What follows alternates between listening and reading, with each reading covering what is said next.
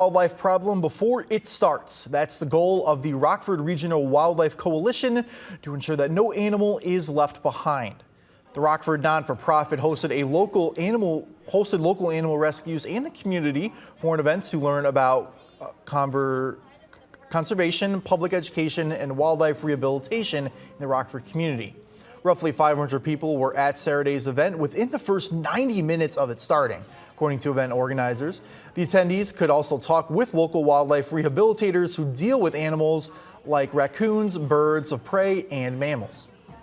Just for people to be able to come out, meet us, learn about animals, and what we can do to help them with animals. And maybe someone's interested in learning to become a volunteer, or maybe they want to help transport animals.